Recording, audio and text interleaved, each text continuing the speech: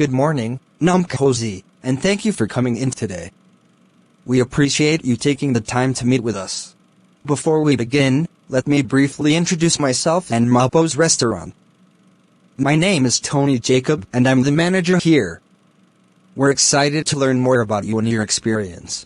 This interview will help us understand your qualifications, and we'll also give you an opportunity to ask any questions you may have about the role or the company. Shall we get started?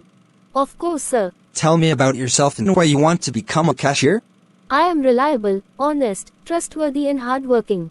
I am the type of person who enjoys working in customer-facing roles. I am also someone who is flexible and adaptable, and I can work the hours necessary. I will also be available to cover shifts at short time notice and when the need arises.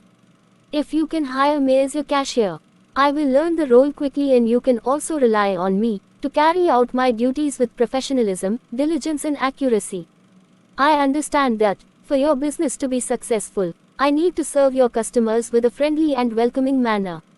And also deal with any customer's issues promptly and efficiently. Why do you want to work for us as a cashier? I have only 3 reasons. Based on firstly, locality, secondly, strong reputation and lastly, quality of your product. Continue. Firstly, the fact you are local to me is appealing, and this also means I will be able to cover quickly at short notice if you need me. Secondly, you're well thought of within the community, and this means I will get more job satisfaction from the role whilst serving your customers. Lastly, I have used your store before and products you sell are of a very high standards. Because you sell good quality products, it means my role will be more enjoyable as a cashier, and I will be able to continually provide great customer service. Tell me a time when you went above and beyond for someone. There was a situation in my previous job. It was late on a Friday afternoon and the stock delivery that was due to arrive at 3 p.m. had still not turned up. My supervisor asked for volunteers to stay behind late that afternoon to help take delivery of the goods. And also carry out a stock check. Although I had plans for that evening, I knew how important it was to help out the business. And I felt it was my responsibility to go above and beyond what was expected for my supervisor. Task. I agreed to stay behind after work with one other team members. The delivery was actually 3 hours late at the end, and it didn't arrive until 7 p.m. However, when it did arrive, we took stock of the delivery, cross-checked it carefully and make sure all of the goods were exactly what was ordered. Results. We finally finished the task at 8:30 p.m. to the satisfaction of my supervisor, and she thanked us both for hard work and commitment. What are the 5 most important skills and qualities of a cashier? 1. You need customer service skills, because the only way a business will not just survive, but also thrive by encouraging repeat custom. If a customer feels valued, and they receive consistent great service, they will come back to that business time and time again. 2. You also need a positive and cheery attitude. Smiling and being positive whilst going about your duties is infectious on both customers and your work colleagues. By being positive, the workplace will be a happier place to be, and the customers will also feed off your positive energy, too. 3. Flexibility and adaptable approach to your work.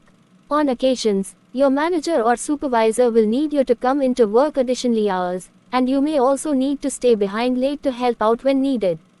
4. Trustworthy, reliable and honest at all times. Because not only are you handling money and taking payments, but your employer must also have the confidence you are someone who will turn up to work on time and act with integrity and professionalism whilst you are there. Finally, you need dispute resolution skills. On occasion, you will have to deal with customer complaints and refunds, and you have to deal with these in line with company guidelines. Talk me through the steps you would follow when dealing with an unhappy customer. First and foremost, I would following my training in regard to the complaints procedures the company in place. At all times, whilst speaking to the customer, I would be polite and I would start off by listening carefully to their complaint or problem. I would then ask them a number of questions to make sure I have all of the information needed to deal with the complaint properly.